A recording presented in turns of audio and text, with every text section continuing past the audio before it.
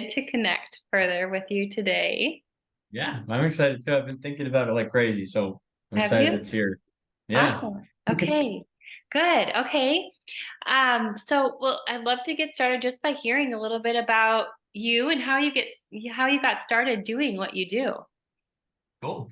So I'm from Utah. I'm in the United States of America, and my thing I was doing my whole life was I wanted to be a doctor. So I went to college and graduated in biomedical science, but like during that process, I got married pretty young. So I was 20 when I got married, and it lasted for 2.5 years. And then one day, to me, pretty blindsided, she just came home and said she wanted a divorce, which now that I look back, there were a lot of reasons for it, and I can see why now. But at the time, dumb past me was like, whoa, what the heck? And it was like a huge surprise. Yeah. So it was during the time I was applying to medical school, and I pretty much was just like, I need to pick my life back up and find another wife and dog and house quickly. And I just was like, I'm not going to heal anything about me. I'm just going to rebuild my life the way it was. So I tried that. I got another girlfriend, and I didn't fix anything wrong with me. I didn't heal any of the wounds from the divorce or anything. And because of that, as that relationship progressed, it lasted almost a year. I kind of withdrew at the end as it got more serious. And then at the end of that, I got broken up with again and was just like left thinking I sucked at everything that had to do with relationships. Okay. So I started like a personal relationship journey where I read like lots of books and learned a lot about attachment styles and just decided I wasn't going to date anyone for a little bit. And I started making TikTok videos about like what I was learning as I read. And that lasted as kind of like a cool hobby for a little bit, like a couple months. And then I was like, I would like more like money. So I thought I'd turn it into like a business. So I Yeah. started doing coaching calls, and then it started to fulfill most of the things I wanted out of being a doctor. Like I really wanted to be a person that could help people as they were going through like a crisis in their life. And Yeah. I also just really liked meeting people and talking to people. So I just kept doing it and learning more and more. And yeah, now I've done I think over 500 coaching calls with like different people, but a lot of people have done several of them. And it's become my favorite thing to just learn about relationships. And it actually ended up like getting me my wife now too, which is the best thing that's come of it. Yes. She's also been divorced in the past, and she watched the videos and then DM'd me on Instagram, and yeah, we got married like a month ago. So that's the best thing out of it, Oh, but it's wow. been really, really awesome. So Yeah. Congratulations. I didn't realize it was that new. So that's amazing. yeah. Yeah, so exciting. Okay. So you've done a lot of research, you've went through it in your own journey. What are what are some of the top things that you have learned about relationships and healing? Probably the biggest thing that I've seen is that like relationships end often because of insecurity and feeling like the other person doesn't understand you. Okay. So the best way that I've seen to kind of combat that problem, because I think like it can lead to people withdrawing, it can lead to people holding on too tight, it can lead to people screaming at each other, and most of the time it's just that they're trying to protect themselves in different ways. Mm-hmm. So really studying attachment styles is like the biggest solution I've seen to that, and I've seen it change a lot of people's lives. Okay. All right. Yeah, it's such a common thing these days. So would you say that you primarily work with people with more anxious attachment styles? Yeah, it's Yeah. definitely like I think that's just generally the kind of people that look on the internet for Yeah, people to talk to totally. Mm-hmm. because they're like, my mind's going crazy. I need to solve this. And Mm. they find like YouTube or Instagram or TikTok people, and they're like, these people seem like they can help. Whereas people who are more avoidant or even secure, I think would usually not like seek it out as much. Mm-hmm. Yeah. So interesting. And so you talk a lot about this no contact period. How did you discover that just through talking to people, or tell me more about how and why you set that up and how you support people through that? Okay. It was totally discovered by watching YouTube people when I was going through it. Okay. So like I got super interested this at the beginning because like that second the girlfriend I had after I was married, I just really wanted to get back together with her. Hmm. So I became one of those really anxiously attached people. And I even called a guy like me, his name's Coach Craig Kenneth, and I paid him $500 to talk to him for an hour Wow. and like try to make a plan. So yeah, my initial like exposure to it was him, another guy named Coach Lee, and kind of just like watching 15 hours of their videos every day for like 2 months. Wow. Okay. Um, Mhm. so that was the beginning, and then it's kind of morphed into like my own thing as I've talked to people and seen how it works with like what I've seen. Mhm. But basically the purpose of it and what I try to help people get through is if they're really wanting to get back together with an ex-partner, Mhm. first I try to like give them hope that it's possible because like the data on it and studies I've seen says that like somewhere between 30% and 65% of people end up getting back together or Wow. at least like trying to do it. Mhm. So those are people who are not in no contact and people who are making tons of mistakes and they still have that chance. So I start by trying to instill that hope in people that if they really do all the right things and avoid the common mistakes, then they're going to have a pretty good chance. Mhm. But really, and that's going to be no contact. That's what helps you avoid most of the mistakes because they need to feel like they're not being smothered. They need to feel like they can go out and explore the world and be free and then eventually start to miss you. But the bigger purpose of it is once you start to have that hope and believing it, you need to turn that focus onto yourself and figure out why the relationship ended, figure out what you can control Mhm. and make the changes in like your own personality and character because if you don't do that and you get back together it's going to end for the exact same way probably. So that I think is where most of the focus should be, but the hope kind of drives that change.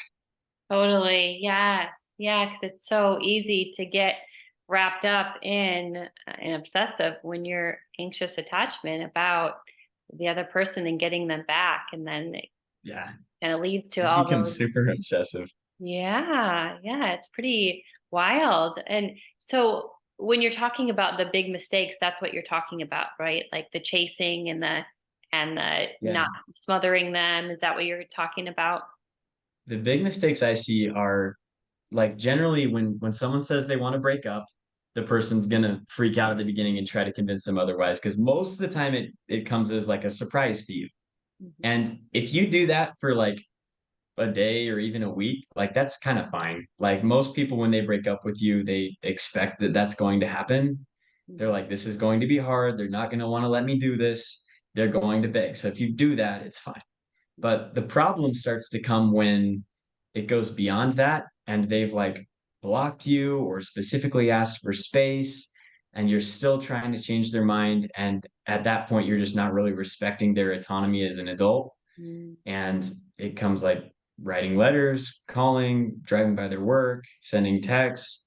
And it's all out of just trying to protect yourself. But that's where, yeah, that's where the major problems come. So I try to get people not to do that. Totally. Yeah. Yeah. I mean, it's you don't want to be a stalker, definitely. But Yeah. it's yeah, at the end of the day, you just want I think most people are looking for that validation, like their identity is wrapped up in that person, right? Yeah. The coolest, like, the reason I've seen that makes the most sense to me Mhm. about why people get that obsessive about it is I guess my favorite like analogy for it is with evolution. Mhm. If you think about like humans as we were evolving, we were hunters and gatherers before we were like business people, school teacher type stuff. Yeah. And like you had to be part of a tribe because if you weren't part of a tribe, then you'd get eaten by like a saber tooth tiger or whatever was around to eat people back then. So the people who got really good at like attaching to people and caring for people lived longer. So those traits like really stuck with us. Mhm. Now, if you imagine that as you're just a person and you got this tribe, and then all of a sudden your tribe leaves and you don't know why and you didn't expect it, you just wake up and the fire's put out and you're alone, you're going to die in that situation. Like you're so your brain, it's a don't get killed device. So it's going to give you a lot of adrenaline to go and track down your tribe and find them. It's going to Mhm. hold back satisfaction hormones like serotonin and dopamine so that Mhm. you're not just going to sit there at the coals of the fire and be like, I'm good. So you have all these things that like have evolved to get you to chase down your partner, but now that we're in a more modern world where that's not really good and you can get restraining orders for following those, you got to kind of have different methods. But that's Mhm. why I think people tend to chase. It's because your brain evolved that way to help you not get killed. Connection equals life. And you have all of these chemicals in your brain telling you to do something that just doesn't really work. Okay. That's so helpful when you put it that way because, it's easy to think when you're obsessively thinking about someone like, oh, what's wrong with me? Oh, what did I do wrong? I need to fix it. And how do I fix it? I need to reach out to them and explain what I did to fix it, right? Yeah. But yeah, at the end of the day, it's doing the opposite of what comes natural to a lot of us. And I mean, it's deep. The root of it is typically deep. So it's not easy to heal it, especially on your own, or you can reach out to friends, but a lot of people just don't understand. So it's Yeah. helpful to And have. that's yeah. It's hard because like your friends care about you and they want to help, but the amount of like desperation and obsession that this makes you feel is usually too much for your friends and family to handle, even if they love you. Like there's a certain point where telling your friends about the breakup every day for months and months and months can start to drive your friends away. So yeah, it's good to have journaling or like recording yourself talking on the phone. It's good to Okay, have other outlets for it because totally. it can be a little hard to deal with. Right. Yes. Okay. And so what are some of the tools that you help people to work through all of this? Okay. So first, do you want me to explain attachment styles or do you have someone else explaining them or No, because go that's for it. Yeah. okay, cool. So first, I try to help them understand why it happened Hmm. because again, kind of like the campfire thing, the lack of control and not knowing where the tribe went or why they left is a big part of why you need to chase them to find that out. So this is what I tell people first is this attachment style thing. So I'll just explain it like really quick. But basically there's this thing called attachment theory, which is pretty much like explaining why people act the way they do in relationships. And it divides people into three basic categories Hmm. that all stem from a definition of love that your parents taught you when you were growing up. Okay. And it can be changed if you go through crazy stuff like a divorce or a big traumatic experience, but it stays pretty consistent from what you were taught through how your parents showed you love. So the three categories go like this. The first one is called secure. And if your parents met your needs consistently, like if you were hungry, they brought you food, or if you were crying, they came and saw how you were most of the time, then you're going to grow up believing that you deserve love and that you're enough for it and that it's abundant in the world. So when you grow up and you start having romantic relationships, you're good at communicating, you trust your partner, you're comfortable with distance and closeness, you assume the best of them, and you're okay that even if they leave, it's going to be really hard for you. Like you're not just some emotionless superhero, Hmm. but you're going to be okay because you believe that love's abundant in the world. So that's secure. Those people don't call me as much.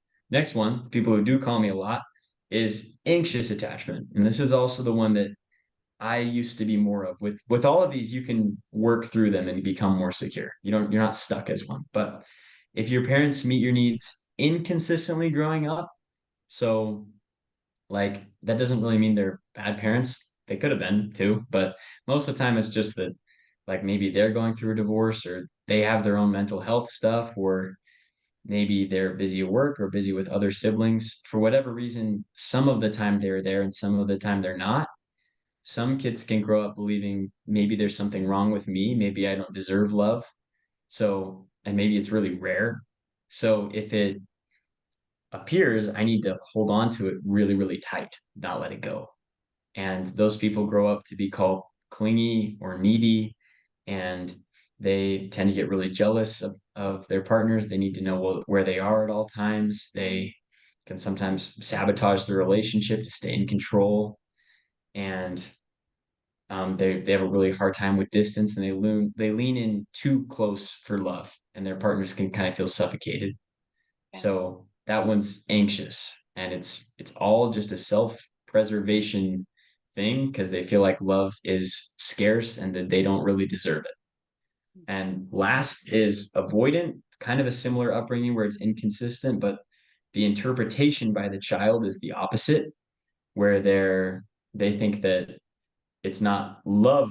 I mean, it's not me that's broken, it's love that's dangerous, and I'm the only person I can trust. So when they grow up, they can push love away, they can break up at different like big milestone points, like if you're becoming official, getting engaged, moving in together, getting married, they'll end their relationship. And love just kind of feels stressful to them. So they might interpret that as this is a bad relationship, I need to leave. And yeah, so I try to help people understand their attachment style and their partners so they can kind of have bearings on what happened to them so they're not so out of control. Mm-hmm. And then generally, I try to help them like change those beliefs about themselves, the ones I'm not enough for love or love is dangerous, so they can come at it as more of a secure thing so that if their partner comes back, they can communicate better. Or if their partner doesn't come back, which also happens, then they can find a secure relationship and not repeat any of the same stuff. Absolutely. Yes. And would you say that it's pretty balanced as far as men and women struggling with all three? Or I guess you don't really struggle with secure attachment, but It's like the data on it that I've read says that women are more prone to be anxious and men are more prone to be avoidant, but it's definitely not a hard line. Like I've seen a billion anxious guys like me and a okay. billion avoidant women who are just like had bad stuff happen or trying to protect themselves from that happening again. Like, Hmm. so yeah, I'd say it's definitely more, and it might just be because our culture is more like geared toward women showing emotion than men. Hmm. But yeah, I'd say more women are anxious and more men are avoidant generally. Got it. Okay. All right. And it's usually the anxious and the avoidant are attracted to each other too, right? So it brings up all Yeah, the stuff. yeah. Most calls that I do are that, which is a problem because they're the worst people for each other. Hmm. But it's kind of like you're like trying, the anxious person's almost like trying to heal that part of themselves. Hmm. Because if this person that's so hard to get can love me, then that proves that love actually is abundant and it's out there. Hmm. Um, so I think that's why they're doing it. Hmm. This is Gospel of Cole. It's just what I kind of made up by what I've seen, but it makes sense to me. And then the avoidant people, I think like really attached, like anxious attachment people are just the only people that would kind of stay with them usually because they push people away and the other people are trying so hard to cling on. So it just ends up that those two attract each other and stay with each other.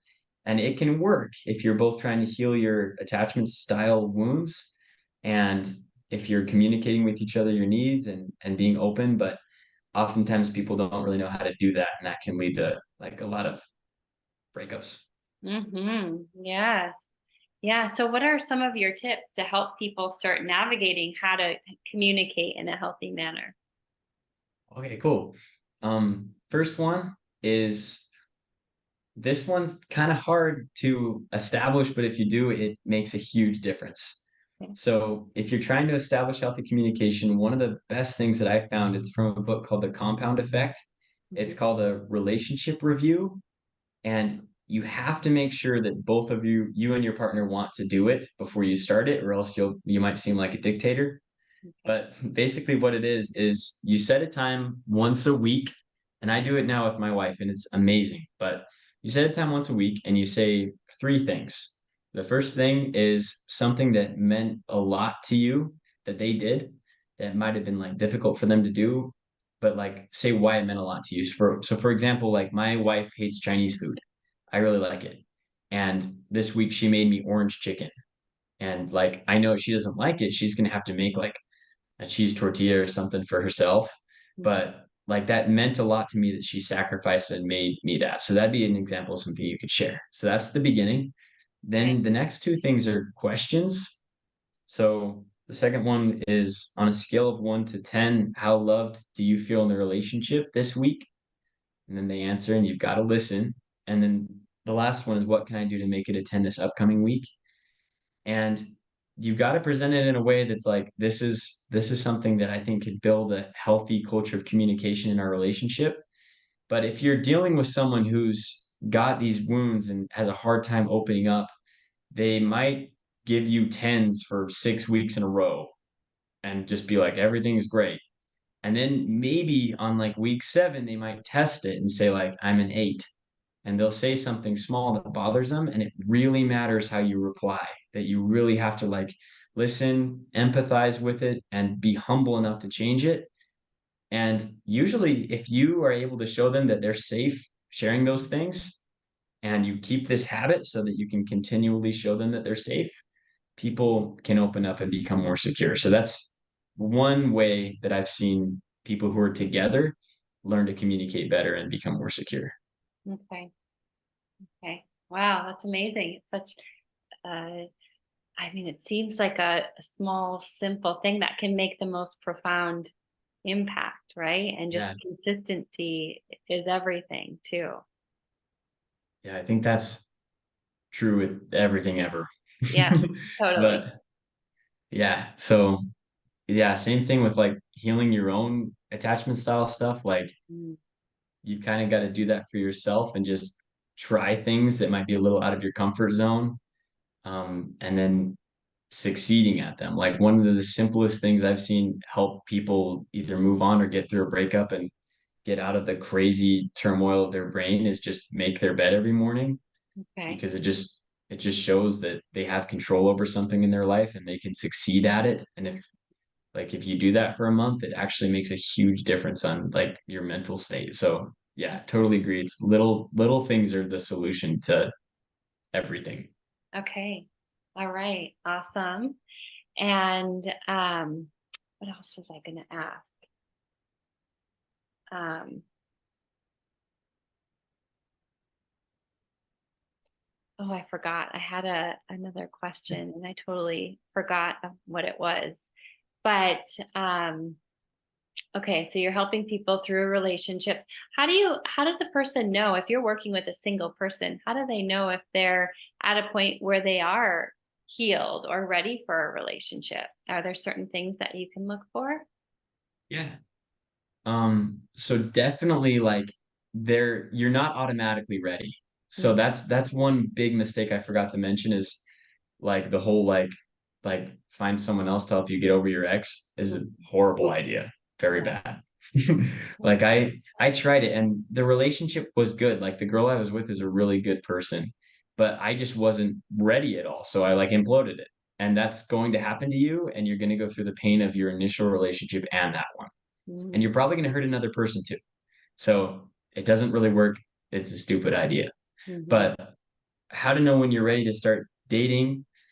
I don't think you have to be healed all the way to start dating, because Yeah. I don't even really know what that means. Mhm. But like the way that I've kind of figured out when it's time to start dating is if your ex starts to feel like an option, like that you would consider if they meet certain criteria, just like anyone else you're dating, then you can start being with other people.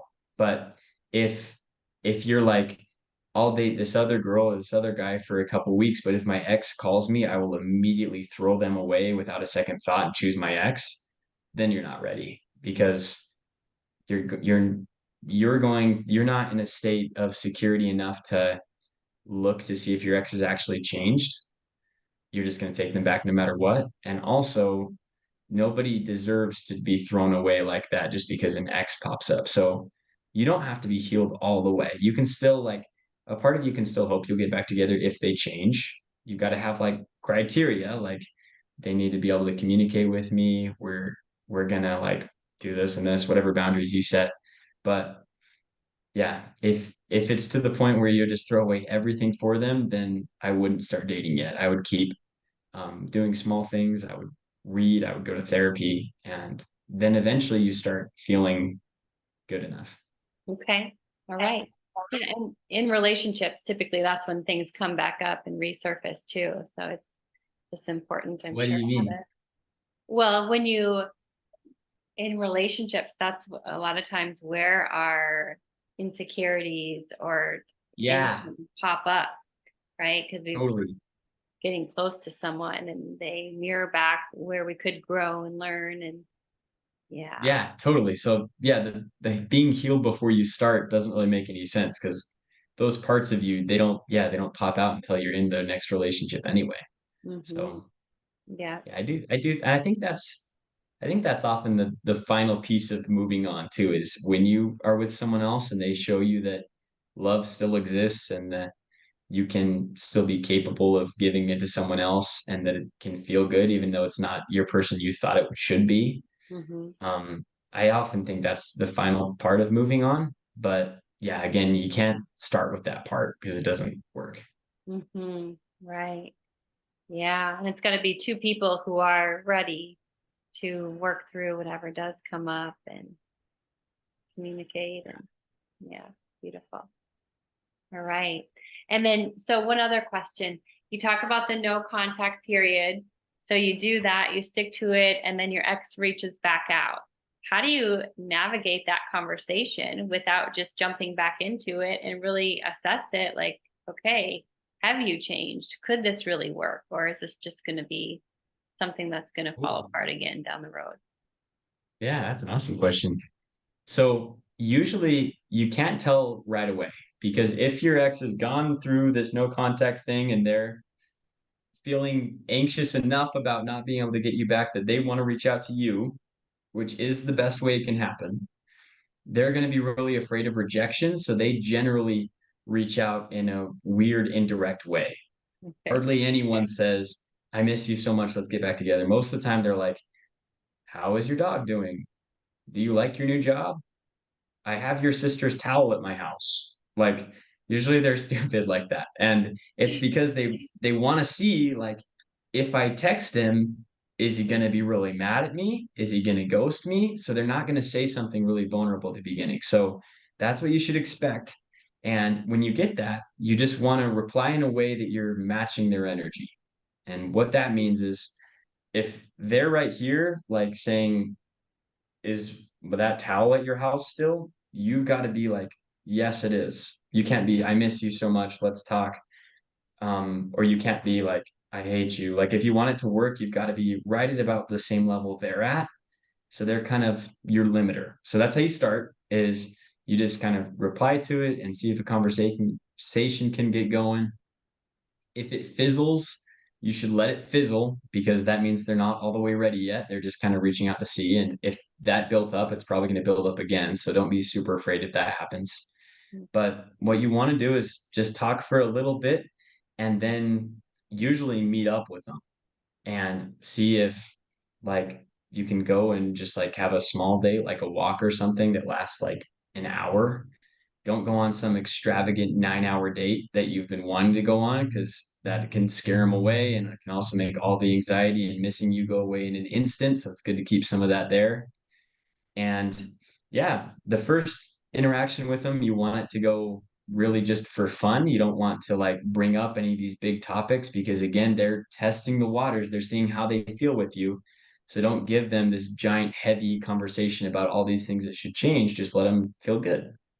And then you go home, you plan another one, and usually on the second or third one, um, you a lot of times they'll ask to get back together at that point because they like had the courage to reach out to you, so that's what they want.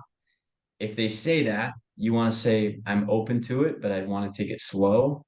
And then just kind of talk about things that like you think wrecked the relationship, ask them what they thought wrecked the relationship, and see how you guys can kind of like work through that. And if they're saying, yes, I can do these things and it sounds genuine, then you can try and just be vigilant to see if they've changed what they've changed and you've changed what you've changed. But that's usually how I see it working. The problems come when people instantly get back together without talking about anything.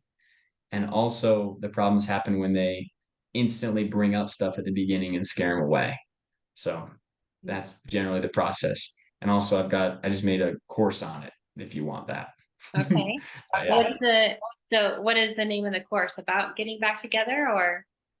So that one, it's called Text Your Ex Back Guide, and Okay. it's like $27, but it's just it has the most common things that exes tend to text that I've seen over those 500 calls. Okay. And it has a PDF with like copy and paste text you can send to all of them, and then 9 videos explaining the psychology behind all of those texts and like how you can get that texting to a meetup so that you can apply the rest of what I just said. Okay. Right. So helpful. It's so helpful. I love all of it. Thanks. Everything that you've learned. And any last like words of encouragement to someone who is just recently broken up and they're feeling all the anxiety and Yeah.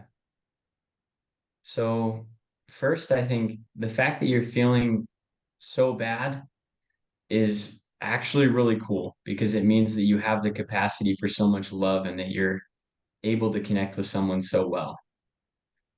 I also want to say that if you're doing all these things, like if you learn about attachment styles and work through it and change those beliefs on yourself, that's something that you can guarantee happiness with. That, like, for me, I didn't get my ex back. And people ask me that all the time, like, why are you doing this if you didn't?